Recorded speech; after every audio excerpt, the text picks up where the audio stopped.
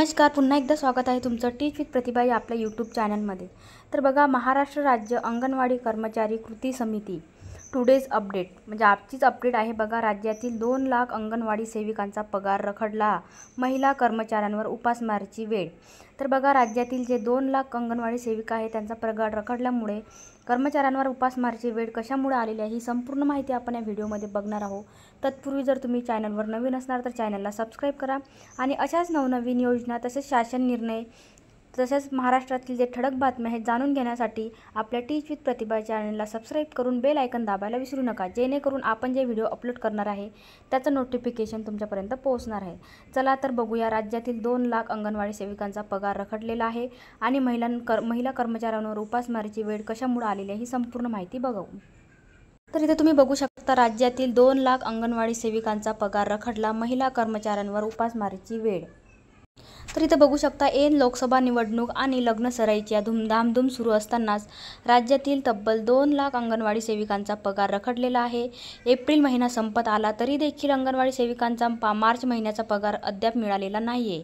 त्यामुळे महिला कर्मचाऱ्यांवर आता आर्थिक संकट ओढावलं आहे। सरकारने तातडीने आमचा पगार करावा अशी विनंती महाराष्ट्र राज्य अंगणवाडी कर्मचारी संघाने मुख्य सचिवांना पत्राद्वारे केलेली आहे। राज्यात एकात्मिक बाल विकास सेवा योजनेअंतर्गत 1 लाख अंगणवाड्या आहेत, ज्यामध्ये सुमारे 2 लाख अंगणवाडी सेविका आणि मदतनीस कार्यरत आहेत। शहरी आणि ग्रामीण भागातील 0 ते 6 वर्ष वयोगटातील बालकांना पोषण आहार आणि लस देण्याचे काम अंगणवाडी सेविका करतात।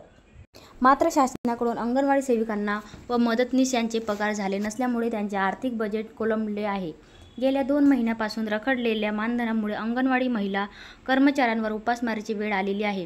मार्च आणि एप्रिलचा पगारच नसल्याने कुटुंब चालवायचे कसे असा प्रश्न अंगणवाडी सेविकांना पडलेला आहे।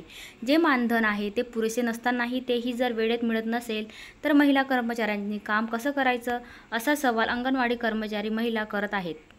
रखडलेले मानधन त्वरित द्यावे अशी मागणी महाराष्ट्र राज्य अंगणवाडी कर्मचारी कृती समितीने राज्य सचिवांना पत्राद्वारे कळविले। सध्या लग्नसराई आणि शिक्षणाचा खर्च असल्यामुळे अंगणवाडी कर्मचाऱ्यांना वेळेवर मानधन मिळणे अपेक्षित आहे। म्हणून विनाविलंब मार्च व एप्रिल महिन्याचे मानधन अंगणवाडी कर्मचाऱ्यांना देण्यात यावे असे अंगणवाडी कर्मचारी संघाने आपल्या पत्रात म्हटलेलं आहे। तर बघा, अशा प्रकारे महाराष्ट्र राज्य अंगणवाडी जे कर्मचारी आहेत त्यांच्या 2 लाख अंगणवाडी सेविकांचा जो पगार आहे तो रखडलेला आहे। त्यासाठीच कर्मचाऱ्यांनी पत्र पाठवलेलं आहे।